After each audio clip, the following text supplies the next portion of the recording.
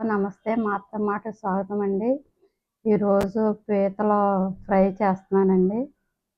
ముందుగా మన ఛానల్ని ఇంత బాగా ఆదరించినందుకు పెద్దలకి చిన్నవారికి నా కృతజ్ఞతలండి. పీతల ఫ్రైకి కావాల్సిన ఐటమ్స్ అండి.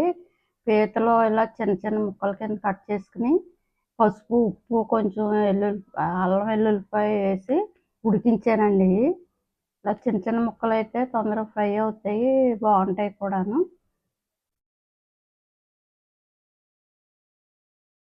తర్వాత దీనికి కావాల్సిన మసాలాలండి: ధనియాలు, జీలకర్ర, దాల్చిన చెక్క, లవంగ మొగ్గలు, యాలక్కాయలు, మిరియాలు, అనాస పువ్వు అండి.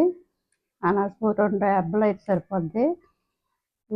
పలావాకు, కరివేపాకు, పుదీనాకు, కొత్తిమీర, పచ్చిమిరకాయలు, ఉల్లిపాయలునండి.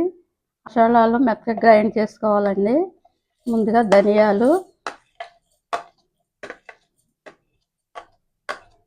జీలకర్ర, లవంగ మొగ్గ, దాల్చిన చెక్క, యాలక్కాయ, అనాస పువ్వు, మిరియాలు, ఉల్లిపాయలు, పచ్చిమిరకాయలు,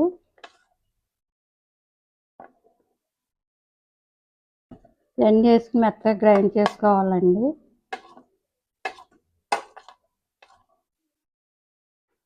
పీతల్లో కొంచెం అల్లం వెల్లుల్లిపాయ పేస్ట్ వేసాను కాబట్టి ఇందులో కొంచెం 1 స్పూన్ వేసుకుంటే సరిపోతుందండి. పీతల ఫ్రై తయారీ విధానం చూపిస్తాను చూడండి. ముందుగా పాన్ పెట్టుకుని ఆయిల్ వేసుకోవాలండి. ఆయిల్ కొంచెం ఎక్కువ పడుద్ది. కాగిందండి. గ్రైండ్ చేసి పెట్టుకున్న మసాలాను వేసుకోవాలి. 2 ఉల్లిపాయలు వేసుకోవాలండి ఇందులోను. ఎందుకంటే పీతలు బాగా పొడం కింద ఇదిగా ఉంటాయి కాబట్టి ముక్కల కింద గ్రేవీ కావాలి కాబట్టి 2 ఉల్లిపాయలు వేసుకుంటే కొంచెం టేస్ట్ వస్తుంది. బాగా దోరగా వేయించుకోవాలండి. తర్వాత బిర్యానీ ఆకు, కరివేపాకు,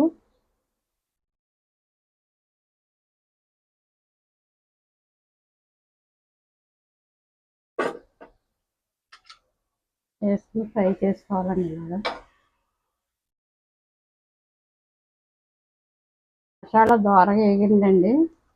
ఇప్పుడు ఈ పీతల ముక్కలు కట్ చేసుకున్న ముక్కలు ఉన్నాయి కదండి ఉడికించి, ఇవి వేసుకోవాలండి. అందులో వేసుకుని ఫ్రై చేసుకోవాలి.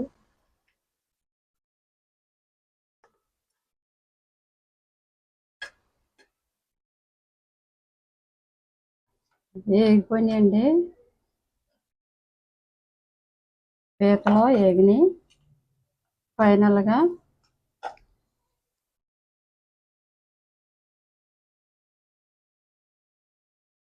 కొంచెం పసుపు,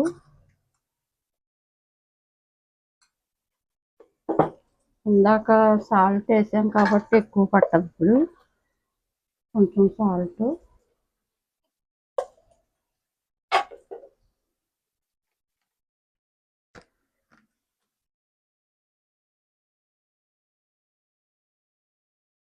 కొంచెం కారం,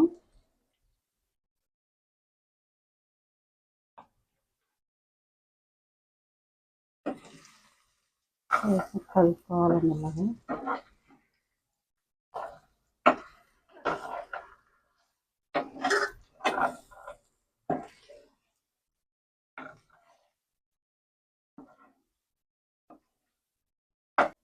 ఇంతేనండి, అయిపోయింది. నూనె చక్కగా తేరిందండి. దోరగా కూడా బాగా వేగిపోయినాయి ముక్కలు కూడాను. ఫైనల్గా కొత్తిమీర, పుదీనాకు వేసుకోవాలండి.